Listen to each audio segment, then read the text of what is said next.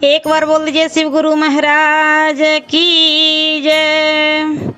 आइए अनंत भक्ति चैनल में आप सभी भक्तजनों का एक बार फिर से स्वागत है। आज मैं आप लोगों को तृतीय स्कंध का 22वां अध्याय सुनाती हूँ, जिसमें स्वयंभुव मनु की पुत्री देवहूति से कदर्भ मुनि का विवाह संबंध है। मैत्रेय जी कहते हैं, हे विदुर जी, महात्मा कंदर्भ मुनि के इस प्रकार कहने पर स्वयंभुव मनु कुछ संकुचित से हो गए, किंतु शांत स्वभाव से उन्होंने यह कहना आरंभ किया कि हे मुनीश्वर, आप जानते हैं कि ब्राह्मण, क्षत्रिय, वैश्य, शूद्र इन चारों को ब्रह्मा जी ने अपने अंगों से ही उत्पन्न किया है, और ब्राह्मण उनमें श्रेष्ठ विद्या और तप से योगा युक्त और शांत स्वभाव का हो। मैं कौन हूँ यह भी आप अपनी योग्यता से समझते होंगे, परंतु मैं जिस कार्य के लिए आया हूँ वह आप नहीं जानते होंगे। हे ब्राह्मण, आज आपको देखते ही मेरे सब संदेह दूर हो गए।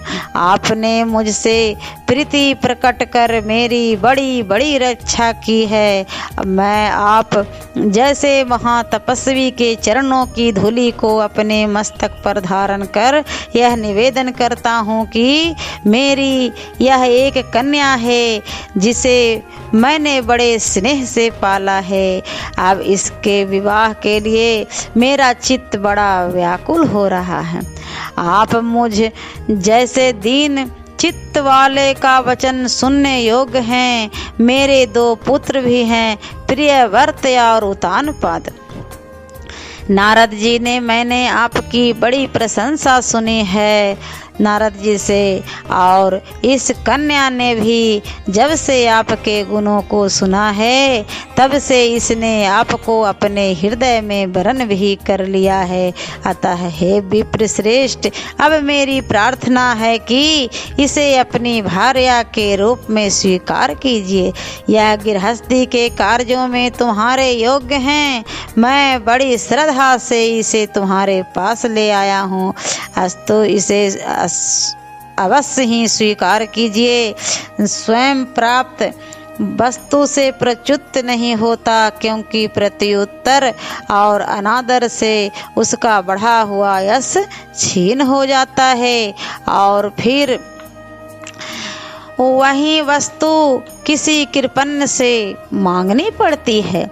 जबकि तुम स्वयं विवाह के इच्छुक हो और सृष्टि रचना के लिए आकुल हो, और तुम्हारे ब्रह्मचर्य की अवस्था भी पूर्ण हो चुकी है। अतः तुम मेरी इस दी हुई कन्या को ग्रहण करो। स्वयंभुव मनु की इस बात को सुनकर कदर्भ मुनि ने उनकी कन्या देवहूति से विवाह कर लेना स्वीकार कर लिया, और उसके रूप, गुण, शील और सदाचार की बहुत ही स्वयं प्रशंसा की। पुनः अपनी बुद्धि से श्री विष्णु जी का ध्यान करते हुए चुप हो गए, तो उनके उस आचार को देखकर एक मुस्कान के साथ देवहूति का भी चित्त लोभ हो गया, और उसकी माता ने भी प्रसन्नता प्रकट की। फिर तो कन्या देवहूति को कदर्भ मुनि को दे दिया।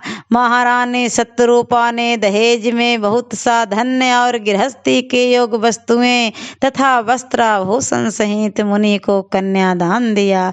पश्चात कन्या वियोग से राजा रानी आंसू छोड़ते हुए कन्या देवहूति को हृदय से लगा लिया, तथा माथा सूंघ बहुत सा उपदेश दे अपने नगर बरहिस्मतीपुरी को चले गए। घर आकर उन्होंने सर्वविधि श्री विष्णु जी का पूजन किया, और इस प्रकार पुण्यतः धर्म का पालन करते हुए उन राजसिक से 71 चतुर्युगी तक सप्त सांग्रामवरा पृथ्वी का राज किया। महात्मा स्वयंभुव मनु बड़े ही बुद्धिमान और इच्छानुकूल सुखों की रचना करने में समर्थ थे। उन्होंने सर्वदा प्राणियों के हित की बात सोची और मुनियों के कहने पर उन्होंने मनुष्यों, वर्णों और आश्रमों के लिए अनेक प्रकार को धर्म को बतलाया। अब आगे उनके वंशजों के प्रभाव का वर्णन करेंगे।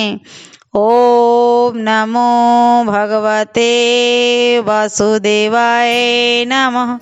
और इसका 23वां अध्याय मैं आप लोगों को अगले वीडियो में सुनाती हूँ। जय श्री कृष्ण। ऐसे ही मनोरंजक कथाएं, कहानियाँ और भक्ति गीत सुनने के लिए हमारे इस चैनल अनंत भक्ति को सब्सक्राइब करें और वीडियो अच्छी लगी हो तो लाइक का बटन ज़रूर दबाएं। धन्यवाद।